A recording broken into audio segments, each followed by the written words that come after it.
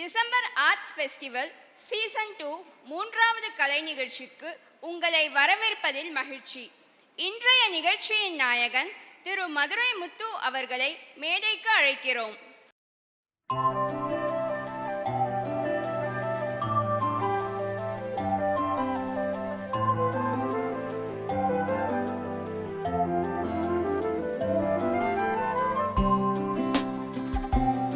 எளிமையான குடும்பத்தில் பிறந்து தனது கடின உழைப்பால் வறண்ட வாழ்வின் விளிம்பில் நின்று வெளிச்சம் உள்ள திசையை தனது விடாமுயற்சியால் கண்டவர்.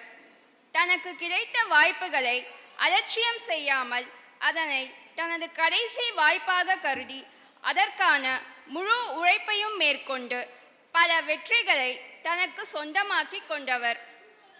சிரிக்க வைப்பதுடன் சிந்திக்க வைப்பதும் இவரின் சிறப்பு. இதனை இவர் தனது சமுதாய கடமையாக செய்து வருகிறார். இவரின் காட்சிகள் இல்லாத தொலைக்காட்சிகள் இல்லை. இவர் ஏறாத தமிழ் மேடைகள் மற்றும் ஊடகங்கள் இல்லை. இந்தியா மற்றும் வெளிநாட்டில் உள்ள பல்வேறு தமிழ் அமைப்புகளில் இவர் பங்கு பெற்றுள்ளார். தன் துறையில் உள்ள பலருக்கு இவர் முன்மாதிரியாக இருந்து வருகிறார். இவரின் நகைச்சுவை பட்டிமன்றங்கள் வெகுசன மக்களை எளிதில் கவருகிறது. மக்களை சிரிக்க வைக்கும் பாணிகளை இவர் புதுமையாக வடிவமைத்து அதனை திறம்பட கையாள்கிறார்.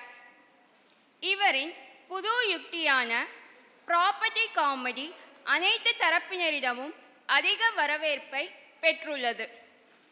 தமிழ் கூறும் நகைச்சுவை உலகில் இவரின் வரலாறு ஒரு நிலையான பக்கங்களை தனதாக்கி உள்ளார் என்றால் அது மிகையல்ல. நமது அழைப்பை ஏற்று நம்முடன் இன்று இணைந்துள்ள மண்ணின் மைந்தன் திரு மதுரை முத்து அவர்களை அனைவரின் சார்பாக வரவேற்கிறேன்.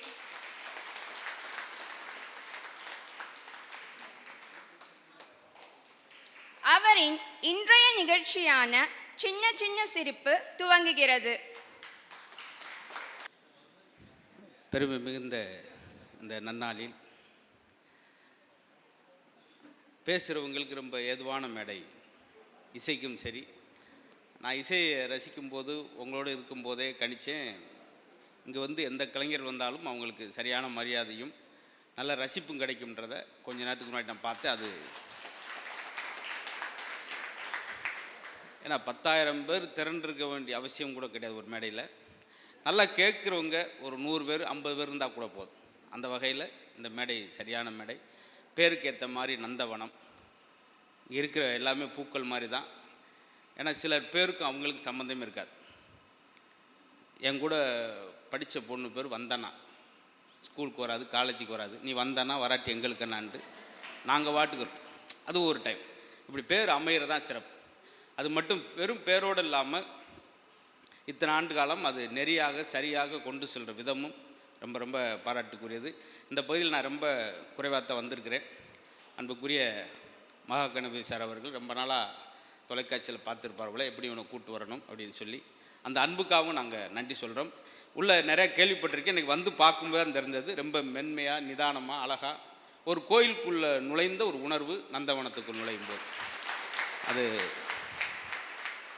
நம்மளே வேறு நோக்கத்தோடு வந்தால் கூட இங்கே வரும்போது நம்மளை மாற்றிக்கிறோம். இங்கே உள்ளே இருக்க நேரம்புறம் நம்மளை மாற்றக்கூடிய இடமாக இருந்ததில் எனக்கு கூடுதல் சந்தோஷம். இந்த மாதிரி இசையெல்லாம் உட்காந்து அவ்வளோ நேரம் அழகாக அவங்கள ஐஸ்வர்யா அவங்களுக்கும் அதே போல் பெரிய வித்வான்கள்லாம் உட்காந்து வாசித்தாங்க. அவங்களுக்கு நன்றி சொல்லிக்கிறோம். அதே போல் இதில் இருக்கக்கூடிய நிர்வாகிகள், கமிட்டியை சார்ந்தவர்கள், இந்த அமைப்பை சார்ந்த எல்லா பெருமக்களுக்கும் நன்றி. எல்லாத்திற்கும் மேலாக பட்டிமன்றங்கள் நிறையா பார்த்துருப்போம், பேச்சாளர்கள் நிறையா கவனிச்சிருப்போம். ஆனால் ரொம்ப கல்வியாளர் முறையாக சரியாக நேர்த்தியாக ஒரு மேடையை கையாளுற விதம் எனக்கு தெரிஞ்சு நான் ஐயா இருக்கான்றக்கா சொல்ல நிறையா ரசிச்சிருக்கேன். அவர் பேச்செல்லாம் நான் சிலலாம் அப்படி காப்பியெலாம் அடிச்சிருக்கேன். அந்தளவுக்கு சிவகாசி ராமச்சந்திரன் ஐயா அவர்களுக்கு இந்த இடத்துல ஒரு பெரிய பணிவான வணக்கத்தையும் நன்றி சொல்கிறேன். ரொம்ப அறிவார்ந்த பேச்சார். ஒரு பட்டிமன்றம் 3 மணி நேரம் பண்ணன்றதுக்காக அதை எப்படியா இழுத்து கொண்டு போடும்ன்றது ஐயா அவருடைய மேடையில் எப்பயுமே இருக்காது. அவ்வளோ நுணுக்கமாக ரொம்ப ஆழமான விஷயங்களை ரொம்ப எளிமையாக நகைச்சுவை சொல்லும்போது ஐயா அவர்களெலாம் பார்த்தா நாங்கள் கற்றுக்கிட்டோம். அப்படி எளிமையாக மிகைப்படுத்தி இல்லாமல் இருக்கும். சிலாம் ஜோக் சொன்னான்னா இரங்கல் செய்தி சொல்கிற மாதிரியே இருக்கும். ஒருத்தன் ஒரு ஊரில் என்ன அப்படின்னு நம்மளுக்கு எல்லாமே மைண்ட் வரும். அந்த அளவுக்கு ரொம்ப பண்புள்ளவங்களாக இருக்காங்க. அதே போல் எல்லா பெரியவங்களுக்கும் ரொம்ப நன்றியை சொல்லிக்கிறேன், வணக்கத்தை சொல்லிக்கிறேன். இனி வரப்போகிற நேரம் எதை எனக்கு தெரிஞ்ச விஷயங்களை 2 பேசுவேன்.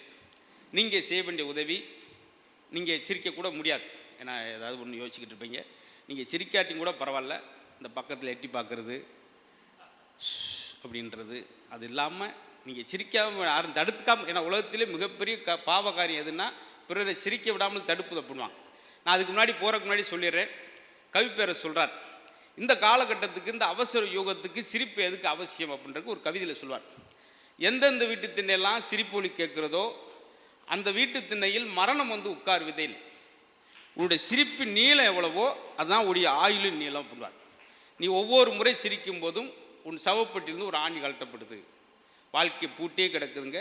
ஏன்னா பார்த்த இசை கேட்டோம், இந்த இசைக்கு நகைச்சுவைக்கு மட்டும் அப்படி ஒரு மகத்துவம் இருக்குது. நம்ம ஆயுள் காலத்தை கொஞ்சம் கொஞ்சம் நீட்டிக்கிறது 2 கருவி தான். டென்ஷனாக இருக்கும்போது, மன அழுத்தத்தோடு இருக்கும்போது ஒரு பாட்டை கேட்குறப்ப மனசு இதமாகுது, ரிலாக்ஸ் ஆகுன்றாங்க. இன்னொன்று ஒரு நகைச்சுவை கேட்டு கண்ணில் தண்ணி வர அளவுக்கு குலுங்கி குலுங்கி சிரிக்கணும். ஆனால் நம்ம கல்யாண போட்டோவுக்கு மட்டும்தான் சிரிக்கிறோம். இன்றைக்கெல்லாம் புன்னகை போட்டோவுக்கு மட்டும் ஆகிப்போச்சு. எல்லாமே உதட்டளவில் சிரிக்கிறமே ஒழிய உள்ளத்தளவில் சிரிக்கிறது. அதுக்காகத்தான் என்னை முயற்சி பண்ணி அழைச்சிட்டு வந்திருக்காங்க. நானும் நம்பி ஆரம்பிக்கிறேன், பார்ப்போம். ஐயாவும் ஐயா இப்போ எனக்கு என்ன கஷ்டம்னா வேறு யாரும் சிரிக்காட்டி யாருக்குன்னு சிரிக்க வச்சாலே கூட எனக்கு போதும், அவர் தான் அப்படின்ற மாதிரி ஆயிடுச்சு. அதனால் நிறைய மேடைகளுக்கு போகிறப்ப கூட இல்லாத பதட்ட நிலை இங்கே ஏன் இருக்கும்னா எல்லாமே கல்வியாளர், ரொம்ப உங்களுடைய அனுபவங்கள் வேறு. ஏன்னா அந்த காலத்து ஒரு பெரியவர் ஆரம்பித்தார்னு சொல்லுவார், அதெல்லாம் அந்த காலமுங்க அப்படின்னு சொல்லிட்டு போயிடுவார். இப்படியே சொல்லிக்கிட்டே இருப்பார், எந்த காலம்னு இப்படியே சொல்ல மாட்டார். ஏன்னா அவங்க அனுபவம் எதுக்காக டென்ஷன் ஆகிறாங்கன்னா, திருவிளையாடல் புராணத்தில் அந்த திருவிளையாடல் படத்துலேயே பாருங்களேன், நக்கீரர், தர்மி, சிவபெருமான், முத்துராமன் சார் இவங்களுக்காக நடக்கிற சண்டை என்னன்னு கேட்டிங்கன்னா, பெண்களின் கூந்தலுக்கு இயற்கையிலே மனம் உண்டா இல்லையா, பட்டிமன்றம் அன்னைக்கே தொடங்கியிருக்குன்னு அர்த்தம். அப்படிலாம் இருந்த காலகட்டம் ஏன் பெருசாக பழசாகவே பேசுகிறாங்கன்னா, சினிமா படங்களே பாருங்களேன், எம்ஜிஆருடைய மிகப்பெரிய வெற்றிக்கெலாம் என்ன காரணம், அவர் அந்த பட தலைப்பிலோட கவனம் செலுத்துவார். நல்லதுக்கு காலம் இல்லைன்னா முதல்ல படம் வச்சது, அந்த தலைப்பு எடுத்துருங்க, தலைவரே சொல்லிட்டாரு எல்லாம் தப்பு பண்ண ஆரம்பிச்சிருவாங்கன்னு சொல்லி திருடாதேன்னு மாற்றினார். இப்படி தலைப்பிலோட கவனம் செலுத்தினார். ஆனால் அன்னைக்கு படம் பூரா மனுஷன் பேர்லேயே இருக்கும், அவன் தான் மனிதன், பெரிய மனிதன், நல்ல மனிதன். இன்றைக்கி மனுஷன் பேர்லேயே படம் கிடையாது. பார்த்தீங்களா, சிங்கம் 1, சிங்கம் 2, சிங்கம் 3, எனக்கு தெரிஞ்சு இந்தியாவுக்குள்ளே 7 சிங்கம் தான் இருக்குது. இவன் 16 சிங்கத்தை ஓட்டிட்டு வரான். சிங்கம் முடிஞ்சு அப்புறம் சிறுத்தை, நடுநீசி நாய்கள், இன்னொரு ஆள் ஓநாய் கூட்டம், இதெல்லாம் முடிஞ்சு வச்சு இன்னொரு ஆள் படம் எடுத்தார். நான் ஈ, அவன் வண்டு, இவன் எறும்பு வரும். திடீர்னு இன்னொரு ஆள் இவன் வேற மாதிரி, ஏன் அவங்க அப்பா மாதிரி இருக்கக்கூடாதா? இதனால தான் இந்த பெரியவங்களுக்கெல்லாம் பல்வேறு அந்த அன்னைக்கெல்லாம் வந்து சொல்லுவாங்க ஆண்ட்ரோ சொல், இன்னைக்கு ஆண்ட்ராய்டு செல். எதுக்கு இந்த கேப் விட்டு கை தட்டிவிட்டு இருக்கா, பரவாயில்ல. அதெல்லாம் நாங்கள் இனிமேல் எதிர்பார்த்து பிரயோசனம் கிடையாது. என்னுடைய பேச்சில் உங்களுக்கு என்ன ஒரு நன்மைனா, எங்கெங்கே கை தட்டு நானே சொல்லிடுவேன். ஆமாம், எங்கெங்கே சிரிக்கணும்னு சொல்லிடுவேன். அப்படி நீங்கள் சிரிக்கலாம் கூட நானால் சிரிச்சிட்டு போயிடுவேன். ஏன்னா இனிமேல் அடுத்தால் நம்பி பிரயோசனம் முடிவுக்கு நான் வந்துட்டேன். நிறைய இடங்கள் அப்படி நடக்கும். எங்கள் ஐயாவுக்கெல்லாம் தெரியும், அவங்க பார்க்காத விஷயங்களா அவங்களுக்கு தெரியும். இருந்தாலும் ஐயா சிரிக்கிறான்னு என்ன அர்த்தம், என் மன சங்கடப்படக்கூடாதுன்றக்காக சிரிக்கிறார். இந்த ஜோக்கெலாம் அவங்க எப்போயே கேட்டிருப்பாங்க, கேட்காம இருப்பாங்க. ஐயாவே ஒரு துணுக்கு சொல்லி நான் கேள்விப்பட்டிருக்கேன். இந்த இசை நிகழ்ச்சி வரும்போது சொல்லுவார், வயலின் கச்சேரி நடக்கும் ரொம்ப நேரம், மேடம் போயிட்டு வந்துடுறீங்கள. ஏன்னா எனக்கு முதல் சீட்லேயே எந்திரிக்கணும்னு எனக்கு ஒரு படபடன்னு ஆயிடுச்சு. ஒரு 2வது ரோடு ஒரு 3வது ரோண்டா கூட ஒரு ஆறுதலாக இருக்கும். முதல் சீட்டில் முதல்ல எந்திரிக்கும் போது அது ஆரம்பித்து 5 நிமிஷம் கூட இல்லை. அதுக்கு முன்னாடி எனக்கு என்னை பொறுத்து ஒரு வரவேற்பு, இவர் ஜாம்பவான் அப்படி இப்படி என்ன அப்படி நொப்படி இருந்தால் முதலே கிளம்பிட்டான்னு சொல்லி அது வேறு எனக்கு பதட்டம். யாரும் எதிர்பார்க்க வாழ்த்துறை சொல்ல தான் சார் பயமாக இருக்கும். என்னெல்லாம் ஒரு ஆள் கூப்பிட்டு போய் ஒரு டைரக்டர்கிட்ட, சார் செம்மையாக கவுண்டர் பண்ணுவா சார், என்ன சொன்னாலும் கவுண்டர் எடுப்பார், சொல்லுங்களேன் அவர் அடிப்பார் பாருங்க, எல்லாம் என்னை வாயை பார்த்துக்கிட்டே இருக்கு, எப்படி வரும், அதான் வந்தால் தானே வரும். அதுக்காக சொல்கிறது, நல்ல பெரியவங்கள்லாம் ரொம்ப அழகாக சிரிக்கிறீங்க, அது வரைக்கும் எனக்கு சந்தோஷம். அதான் சொன்னேன் பார்த்தீங்களா, நாங்கள் மேடைக்கு சொல்கிறப்ப, அதாவது இந்த சிரிப்பு என்ன செய்யும், 1 நிமிட சிரிப்பு 1 கிராம் தங்கத்தை விட விலை உயர்ந்தது. ஐயா சொன்னால் கூட இருக்கலாம், நான் சில விஷயங்கள் கேட்டது. அதே போல் ஐயா மேடையை பற்றி சொல்லும்போது சொன்ன இசை நிகழ்ச்சியில் ஒரு வயலின் கட்சி நடக்குது. ஐயா சொல்வார், நாளைக்கு நான் சொல்கிறதுக்கு வச்சுருக்குது நீயே சொல்லிட்டேன்னா அப்புறம் நாளைக்கு என்னடா செய்ய அப்படின்னு இருந்தாலும் சொல்கிறேன். வயலின் கட்சி நடந்துக்கிட்டே இருக்கும். 3 மணி நேரம் கச்சேரி முடிஞ்சுன்னா அவர் காலில் தொட்டு கும்பிட்டு விழுந்திருக்காரு. சார் அருமையாக வாச்சிங்க, நீங்கள் 3 மணி நேரம் வாய்ச்சதில் ஒரு 5 தடவை என் நெஞ்சை தொட்டுட்டீங்க. எப்போ?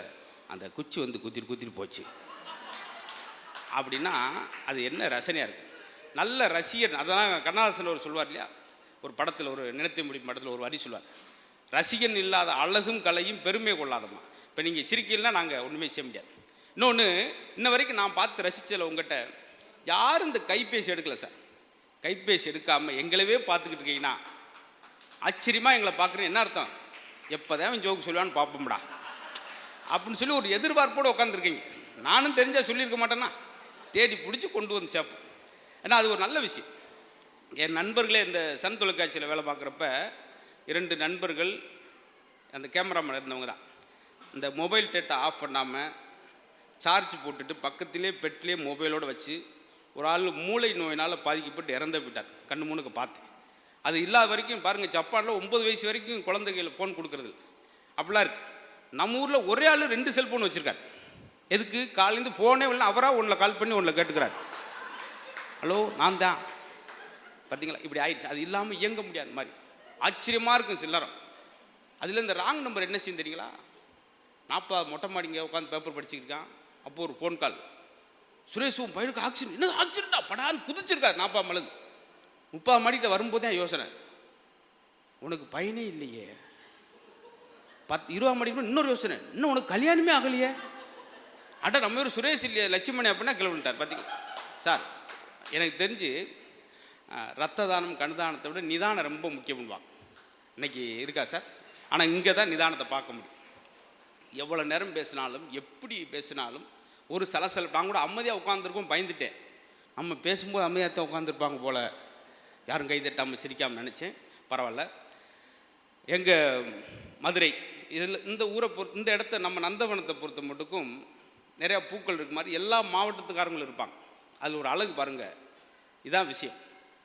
இப்போ திருநெல்வேலிக்காரங்க இருப்பாங்க, திருச்சிக்காரங்க இருப்பாங்க, மதுரைக்காரர் இருப்பாங்க. இதில் என்னென்னா, சென்னை பாசை தெரியல, மெட்ராஸில் போய் மார்க்கெட்டில் ஒரு கீரை கூட வாங்க முடியாது. பார்த்துருக்கீங்களா? அது சென்னைக்கார ஐசியூவில் இருக்கிறனால சொல்கிறேன். ஏன்னா போயிட்டு மார்க்கெட்டில் கேட்பார், கீரை கூட வாங்க முடியாது. எப்படி கீரை? நான் நல்லா கீரை. நீ எப்படி கீரை? இல்லைங்க எப்படி நான் நல்லா கீரை. மதியம் 3 மணி வரைக்கும் 2 மணி பட்டினா கிடக்கும். அதில் எங்கள் மதுரை பக்கம் வந்து அது ஒரு மதுரை பாசம் தெரியும். உருளைக்கிழங்கு வாங்க போனோம், எப்படி உருளை, நீ எப்படிலாம் உருளு. இந்த மொழிகள் மாற்றம் சின்ன சின்னதாக இருக்கும். ஆனால் கோயம்புத்தூர் பாசை ரொம்ப மரியாதை பாசை. இருக்கீங்களா? உடனே பார்த்தீங்களா, நான் தெரிஞ்சுக்கிறேன். இதுங்கெல்லாம் ஒரு சின்ன சின்ன நுணுக்கம். அந்த ஊருக்காரன்னு சொல்ல அவங்ககிட்ட கைதட்டு வாங்கிக்கலாம். இன்றைக்கெல்லாம் மேடைகளில் பட்டிமன்றங்கள்லாம் பார்த்தீங்கன்னா அஜித் ரசிகர்லாம் கைதுக்குங்க அப்படின்னு அதுக்கு ஒரு கைதட்டு. அவங்களுக்கு யாரும் கைதட்டு வாங்குறது அப்படி வந்துருச்சு. அது மாதிரி அதுக்கு சொன்னேன். அதே மாதிரி கோயம்புத்தூர் 4 வயசு குழந்தை கூட, ஏனுங்க சாப்பிட்டீங்களாங்க, என் கண்ணு ஏன் தூங்குனீங்களாங்க, 4 வயசு கொடுத்து ஏனுங்கன்னு அவ்வளோ மரியாதை. எங்கள் மதுரையில் 80 வயசுக்கார கூட அடியே தூக்கி போட்டு ஜங்கில் மீச்சல் வச்சுக்க அப்படின்றார். இதே 70 வயசுக்கார இருக்கிற மரியாதையை பார்த்து அது மாதிரிலாம் இருக்கிறப்ப இதெல்லாம் இருக்கட்டும் சார், ஏன் சார் சிரிக்கணும் அப்படின்றதுக்கு என்ன காரணம் அப்படின்லாம் நிறைய விஷயம் சொல்லிக்கிட்டே இருப்பாங்க. பிறந்தோடனே தாய் அள வைக்கிறோம், இறந்த பின்னம் சொந்தங்கள் இருக்கும்போதாவது மற்றொரு மகிழ் வைப்போம், சிரிக்க வைப்புன்ற நோக்கம்தான். ஏன்னா ரொம்ப எனக்கு தெரிஞ்சு பக்கத்தில் யார் இருக்கா, என்ன எதை சார்ந்தவங்களோடு தெரியாமல் தோளை தட்டி சிரிக்கிற ஒரு அற்புதமான உணர்வு அந்த புன்னகைக்கு உண்டு. நிறைய இடத்துல செஞ்சுருக்காங்க. நான் இதில் படிக்கும்போது பார்த்தேன், தினமும் 15 மாத்திரை எடுத்துக்கொண்டவர் சிரிப்பதற்காக அவர் 5 நிமிடம் தினம் ஒதுக்கியதனால் அந்த 15 மாத்திரமே அவருக்கு தேவைப்படாமல் போச்சு. படிச்சிருக்கோம். லக்னோங்கிற சிட்டியில், உத்தரப்பிரதேசில் லக்னோங்கிற சிட்டியில் சக்கரை வியாதிகள்லாம் உட்கார வச்சு அந்த மொழி படங்கள், சிரிப்பு படங்களை போட்டாலும் சிரிப்பாக பேசியதாலும் சக்கரை நோயாளிக்கு இன்சுலின் போடாமலே அவங்களுடைய சக்கரை நோய் குணமாச்சு அப்படின்ட்டு அதையும் படிச்சிருக்கோம். அப்படி கைதட்டினா தான் எனக்கு நீங்கள் படிச்சிருக்கீங்கிறது தெரியும். இதுக்கு அடுத்து அந்த பாயிண்ட்டை எங்கேயுமே சொல்லக்கூடாத முடிவுக்கு நான் வந்துடுவேன். அதனால் நம்பி நீங்கள் ஏற்கனவே, ஏன்னா சிலர் அப்படி இருப்பாங்க. சிலர் நம்ம சொல்லும்போது கீழேன்னு சொல்லிட்டே இருப்பார், இப்போ அது சொல்லுவாங்க பாரு, அது சொல்லுவாங்க பாரு, நம்ம அப்புறம் எதுக்கு வந்திருக்கோம். இன்னொன்று, யாரெல்லாம் சிரிப்புக்கு நேரம் ஒதுக்கலையோ அவங்களாம் டாக்டருக்கு நேரம் ஒதுக்கிடுவாங்க அப்படின்றாங்க. பார்த்தீங்களா? தப்பாக சொல்ல, எல்லா டாக்டரும் சொல்ல, நல்ல டாக்டராக இருக்காங்க.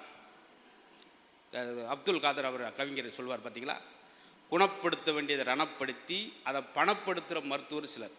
ஆனால் நல்ல இதே ஒரு ரூபாய்க்கு 5 ரூபாய்க்கு ஊசி போட்ட டாக்டர் கொரோனா காலத்தில் இறந்து போயிட்டார் கோயம்புத்தூரில். அந்த ஊரே அந்த மலையில் கொடை பிடிச்சிக்கிட்டு அவரை சமாதி வரைக்கும் கொண்டு சென்றாங்க. பார்த்தீங்களா, அதை அவர் சம்பாரித்த மிகப்பெரிய சொல். அந்த மாதிரி டாக்டர் இருக்காங்க. ஆனால் இன்னொரு டாக்டர் போனார், வினோதமாக இருந்துச்சு. டாக்டர் உட்காந்துன்னு டாக்டர் சொல்கிறார், மெதுவாக கையை தூக்குங்க அப்படின்னார். அப்படியே இறக்குங்க, லேசாக காலை நீட்டுங்க, இடிக்குது உள்ள மடக்குங்க, திரும்புங்க, மூச்சு விடுங்க, முதுகை காட்டுங்க, நாக்கை நீட்டுங்க, பல்ல காட்டுங்க. 35 நிமிஷம் கழித்து என்ன செய்யுது அப்படின்னார். என் பொண்ணுக்கு சடங்கு பத்திரிக்கை கொண்டு வந்தேன் அப்படின்னா. ஓ, முன்னாடியே சொல்ல வேண்டியானியா, நீ முன்னாடியே கேட்க வேண்டியானியா, நாக்கு நிட்டு பல்லன்ட்டு ஏதோ ஒரு முக்கியமானது ஒன்று. என்னென்னா அவருக்கு கொரோனா காலத்தில் யார் வரலன்றக்காக ஒரு ஆளை பிடிச்சி, என் ஃப்ரெண்டு வகுத்த வழின்னு போனேன் சார், காலை ஏதோ இதை அதிகமாக சாப்பிட்டோம்னு சொல்லி மாவு உள்ள தோசை சாப்பிட்டோம்னு சொல்லி வகுத்த வழியும் தான் போனேன். 36 தையல் இங்கே ஆரம்பித்து தொட்ட வரைக்கும் 36 தையல் போட்டு பிளாஸ்டிக் சேரில் உட்கார வச்சுட்டு ஒரு செம்பில் தண்ணியை கொடுத்துருக்காரு, இதை குடிங்க அப்படின்னு. டாக்டர், இப்போ தானே இத்தனை தையல் போட்டுட்டு எதுக்கு இவ்வளோ தண்ணியை குடிங்க, எங்கேயாவது ஒழுகுதான் பார்ப்போம் அப்படின்ட்டுருக்காரு. அவன் சன்னலை உடச்சிட்டு ஓடிட்டான். ஒழுகுதான் பார்ப்போமா, டாக்டரை நீ என்ன கொத்தனாராயா அப்படி. இதுக்கு தான் சார் சொல்கிறேன். எனக்கெல்லாம் என் நண்பர்லாம் டாக்டர் போனோடனே நர்ஸு ஊசி போட வர்றாங்க, டாக்டர் போடாங்க, வந்தவனுக்கு அதிர்ச்சி, மறுபடியும் ஊசி எடுத்து போடாங்க, வந்த ஒன்று ஊசியை போடுங்க, அனுப்பிச்சு வேறு கிளினிக்கெல்லாம் போட்டுக்கிறேன். எதுக்கு ஒவ்வொரு ஊசி அவங்க எடுத்துகிட்டு வராங்க, நீங்கள் தடுக்கிறீங்க, இதான் தடுப்பூசி அப்படின்னு இருக்கான். இதெல்லாம் வினோதமாக நடக்குது சார். சார் நடு ரோடு சார், போர்வே, அந்த போர்வே அது நடு ரோட்டில் போட்டு ஒரு டாக்டர் ஆப்ரேஷன் போட்டிருக்காரு. என்னங்க இதாங்க பைபாஸ் ஆப்ரேஷன். பார்த்தீங்களா, இதெல்லாம் சிரிப்பு வரும். இதை எதுக்காக சொல்லேன்னா, இன்றைக்கி எங்களுடைய நோக்கம் என்ன, எதவாவது சொல்லி எனக்கு கொடுக்குற தலைப்பு சின்ன சின்ன சிரிப்புகள். முன்னாடிலாம் லென்த்தாக ஒரு விஷயம் சொன்னால் ரசிப்பாங்க, இப்போ ஒரு வரியில் முடிக்கணும், அந்த அளவுக்கு அவங்களுக்கு டைம்லாம் போயிடுச்சு. அதனால தான் சின்ன சின்ன சிரிப்புகள் போட்டிருக்காங்க. இது ரொம்ப வெளியே இருந்து பார்க்குறவளுக்கு கேளிக்கையாக தெரியும். என்னங்க சிரிச்சுக்கிட்டு அவராக வராராம், சிரிப்பு காட்டுறாராம் அப்படின்னு சீரியஸாகவே இருப்பார்.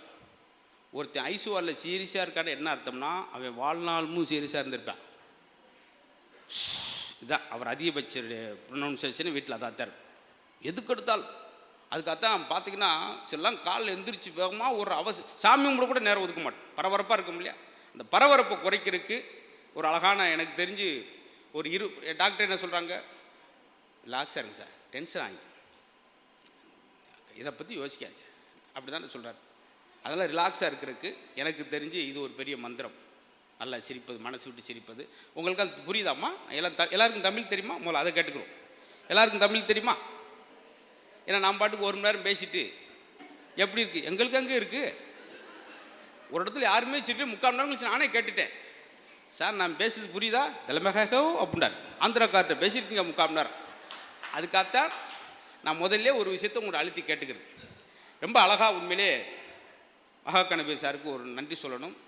ஏன்னா இந்த இடத்துக்கு, இந்த அமைதியான இடத்துக்கு சும்மா இசை, எப்படி இசை வைக்கணும், டங்கா டுங்கா டவுட்டுக்காரின்ற போட்டோம்னா என்ன ஆகும்? ஏற்கனவே நம்ம அமைதி விரும்பியிருக்கோம். அழகாக அப்படி இசை அண்டு நகைச்சுவை. நாளைக்கு எங்களுடைய பெரும் பேச்சாளர், அவங்களுடைய பேச்செல்லாம் நீங்கள் ரசிக்கணும். அவ்வளோ அருமையாக பேசுவான். ஒரு ஆள் டயத்தை பார்ப்பார், முடிச்சிருக்கலாம் அப்படின்னு சொல்கிற ஒரு வேண பேச்சு, ஐயோ அதுக்குள்ளே முடிச்சிட்டாரேன்னு சொல்கிறது ஏக்கம். அதுதான் ஐயாவுடைய பேச்சில் நாளைக்கு நீங்கள் பார்க்கலாம். அந்த மாதிரி தேர்ந்தெடுத்து கோமாளித்தனமான விஷயங்கள் இல்லாமல் தேர்ந்தெடுத்த விஷயங்களாக மேடையில் படைக்கிறது நம்ம நந்தவனத்துக்கு அழகான விஷயம். உண்மையில் நீங்களாம் கொடுத்து வைத்தவர்கள். ஏன்னா அவருடைய செலெக்ஷன் பாருங்கள் எப்படி இருக்குன்னு சொல்லி. நான் அதில் நான் மட்டும்தான் ஒரு சின்ன ஏஜில் வந்திருக்கேன். இருந்தாலும் நீங்கள் அது பெரிய மனசு பற்றி சிரிக்கிறீங்க பாருங்க. உண்மையிலே இந்த விழா மேடைக்கு யாரும் வரல, மைக்கை கொடுத்துட்டு பேசுங்க. இது எங்களுக்கு வேலை ஈஸியாக இருக்குது. சில இடத்த 5:45 போய் உட்காந்துருப்பேன், 11 ஆளுக்கு மைக் கிடைக்கும். நான்லாம் ஒரு இடத்துல மயக்கு போட்டு கீழே குளுக்கோஸ் ஏற்றிக்கிட்டே பேசுகிறேன். அந்த குளுக்கோஸை நானே பிடிச்சிக்கிட்டு இப்படி பேசுகிறேன். ஏன்னா ஒரு 10 நிமிஷம் 20 நிமிஷம் பேசலாம். 1.5 மணி நேரம் பேசிட்டு இதுதான் என்னுடைய 300 அப்படின்ட்டார். தொப்புன்னு தான் 30 பேர். 1.5 மணி நேரம் 300 முடிவு வரைக்கும் அவ்வளோதான். இன்னொரு இடத்துல என்னை அவங்களா பேசிக்கிட்டு இருக்காங்கன்னு எங்களை கூப்பிடல. தம்பி குதிரை முத்து அப்படின்றார். ஐயா நான் மதுரை முத்து. நீ பேரை சொல்லாட்டி கூட பரவாயில்ல, எல்லாமே உள்டாவாக இருக்கும். இதுக்கு அடுத்து அந்த மேடையில் எப்படின்னா என்ன பேச முடியும்னு இருக்கேன். ஆனால் இந்த மேடை பொறுத்த மட்டுக்கும் வந்தாங்க அழகாக ஒரு தொகுப்பாளர் 5 நிமிடம் எவ்வளோ அழகாக போகுது பாருங்க, எது கேட்கலாமல் போகிறது. இதுதான் ஒரு விழாவுடைய அழகு.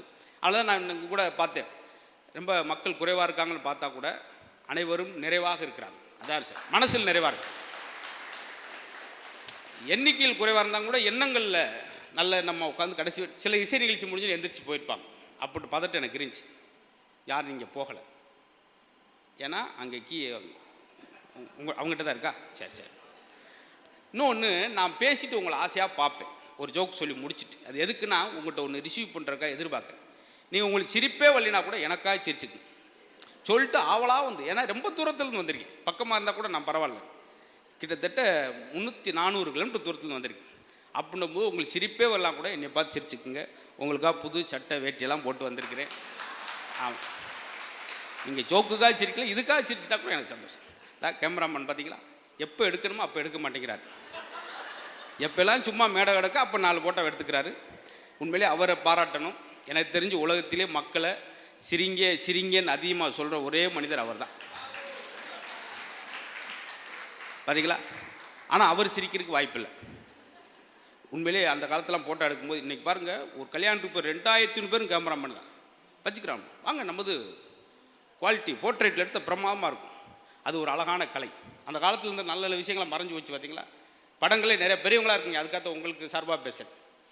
வசனங்களாக இருக்கட்டும், அதுவும் வில்லனுடைய வாய்ஸே பிரமாதமாக இருக்கு. அன்றைக்கி இடைந்தால் மகாதேவ் அவர் வாய்ஸே போல்ட்டார். இன்னைக்கு வில்லன் நடிகர் குரல் எப்படி இருக்கு தெரியுமா? ரகுவரன் குரல்லாம் பாருங்களேன். ஒரு 1.25 மணி நேரம் ஒரு ஆட்டோவை ஸ்டார்ட் பண்ண என்ன சவுண்டோ அதை அவர் பேசுறது. வாயா அவன் போய் 1/2 மணி நேரம் இருக்கும். அதே போல் அந்த 1001 படத்தெல்லாம் கிளைமாக்ஸ் காட்சி பாருங்களேன், எம்ஜிஆர் அவர்களுக்கும் நம்பியாருக்கும் நடக்கிறது. மதம் கொண்ட யானை என்ன செய்யும் தெரியுமா? நம்பியார், அது சினங்கொண்ட சிங்கத்தை தான் தோற்றுவது உனக்கு தெரியுமா? மணிமாறா, என்னைய மிருகமாக்காத, இனிமே தான் மிருகம் ஆக போதையா? அது நான் உன் தலைவன், ஆனால் உன் அதத்தை அப்படி இல்லையே அப்படின்னு இப்படியெல்லாம் தமிழ் விளையாண்டு. ஆனால் இன்றைக்கி எப்படி இருக்கா? கொடுத்த டைலாகை கொடுத்தா அது இந்த தமிழ் படத்துக்கும் தெலுங்கு படத்துக்கு வித்தியாசம் ஈஸியாக கண்டுபிடிச்சலாம் சார். கிளைமாக்ஸில் ஓடி போய் வில்லனுடைய சட்டையை பிடிச்சி நிறுத்துவார் ஹீரோ. இது தமிழ் படம். தெலுங்கு படத்தில் எடுப்பா ஹெலிகாப்டர் ரெக்கையே பிடிச்சி நிறுத்துவான். அதுதான் தெலுங்கு படம். சின்ன சின்ன விஷயம் தான். கடைசி கிளைமாக்ஸில் கட்டை எடுத்து வில்லன் அடித்தார்னு வச்சுக்கோங்க, அது தமிழ் படம். ஹீரோ மரத்தவே பிடிங்க அடிச்சுக்கிட்டாருன்னு வச்சுக்கோங்க. இப்படி தான் குட்டி குட்டியாக பார்க்க நிறைய வித்தியாசம் இருக்கு. இப்போ கண்டக்டருக்கு ஒரே சம்பளம் தான், டிரைவருக்கு ஒரே சம்பளம் தான், ஆனால் வித்தியாசம் இருக்குது. தனித்தனியாக ஒவ்வொரு ஆளுக்காக டிக்கெட் கொடுத்தா அவர் கண்டக்டர் பட்டார்னு ஒரு மரத்தில் மோதி எல்லாரும் டிக்கெட் கொடுத்தாருன்னு வச்சுக்க, என்ன ரிட்டன் டிக்கெட் வர முடியாது, அவ்வளோதான். இப்படி குட்டி குட்டியா. அதே போல் ஆஃபீஸில் சொல்லுவோம் பைல் சின்ரோம். அதுக்கு என்ன வித்தியாசம்? பைல்ஸ் உட்காந்து பார்க்குறோம், இந்த பைல்ஸுக்கு பார்த்து உட்காடுறோம், அவ்வளோதான். நீங்கள் சின்ன சின்ன நுணுக்கம் தான், வேறு ஒன்றும் பெருசாலாம் இருக்காது. அது மாதிரி வாழ்க்கையே ரொம்ப வித்தியாசமாக இருக்குது சார். எனக்கு தெரிஞ்சு உங்களுக்கு இந்த நேரம் சரியான நேரமாக சந்தோஷமான நேரமாக இருந்துச்சா எனக்கு தெரியாது. ஆனால் எனக்கு பெரியவங்களுடைய ஆசீர்வாதமும் எனக்கு கிடைச்ச மாதிரி, இவ்வளோ பெண்கள் உட்காந்து சிரிக்கிறது, அந்த அம்மனே உட்காந்து சிரித்து எங்களை ஆசீர்வாதம் பண்ணுற மாதிரி நான் நினச்சிக்கிறேன். ஏன்னா அது இன்றைக்கி ஒரு பெரிய கொடுப்பனை இல்லையா? அதுவும் வரும்போது ஐயா அவர்கள் சொன்னார், சார் எல்லாம் பெரிய படிப்பாளிகள், எல்லாம் பணக்காரவங்க அப்படின்னு சொல்லும்போது நான் பயந்தேன். ஏன்னா அவங்க 2 பேர் தான் சிரிக்கவே மாட்டாங்க. வேறு நீங்கள் நல்லா சிரிப்பாக பேசணும். எப்படி சார் நான் பேசுகிறது? இந்த டாக்டர்ஸ் மீட்டிங்லாம் கூட்டு போவாங்க, என்னென்னமோ சோக்கடிப்பேன். அதிகம் வச்சு அவருடைய கைத்தட்டில் இந்த 2 ஆள்காட்டி விரல் தான். ஏன்னா ஐயா கோலாட்டத்துக்காக வந்திருக்கீங்க அப்படின்னு அது மாதிரி இருந்துருவாங்களோன்னு பயந்தேன். ஏன்னா அந்த காலத்துலேருந்து பெண்கள் தான் இந்த சபையில் அதிகமாக இருக்கீங்க, ரொம்ப பெருமையாக இருக்குது. நந்தவனம் பேருக்கு ஏற்ற மாதிரி அப்படி தான் இருக்கு. புராண கால இதிகாச காலத்துலேருந்து உங்களுக்கு தான் எல்லாமே பார்த்தீங்களா. பெண்கள் நாட்டின் கண்கள். எங்களுக்கு ஏதாவது ஆண்கள் சொல்லியிருக்காங்க? ஆண்கள் ஒரு மூக்குகள், ஏதோ ஒரு சின்னதா இல்லை, ஆண்கள் ஒரு நுரையீரல்கள், எதுவுமே கிடையாது. அதுவும் பாருங்கள், விசேஷம் வச்சா கூட அவங்களுக்கு தான் வளகாப்பு. நம்மளுக்கு ஒரு ஈய காப்பு, ஒரு பித்தளை காப்பு, நம்மளுக்கு பாதுகாப்பே கிடையாது. அப்புறம் இப்படி காப்பு பார்த்தீங்களா? ஏன்னா நீங்கள் உங்களை வழிபட்டாலே போதும் சார். பார்த்தீங்களா, நான் எம்ஜிஆர் அவரை பற்றி சொன்னேன் பார்த்தீங்களா, தாய் சொல்ல தட்டாதே தாயை காத்து தனையன் தாய்க்கு பின்தாரம். தாயை பற்றி சொன்னதுனால தான் அந்த தாயை மதித்தாலே போதும். அதனால் எதுக்குன்னா, அவன் உங்களை பற்றி பெருமையாக சொல்லி உட்காருக்குமா, பார்த்தீங்களா, அது ரசிப்பாங்க. உண்மையிலேயே இன்னொன்று சொல்லுவாங்க, நாங்கள் மேடையில் சொல்லுவோம், கடினமான விளையாட்டு என்னன்னு கேட்போம்.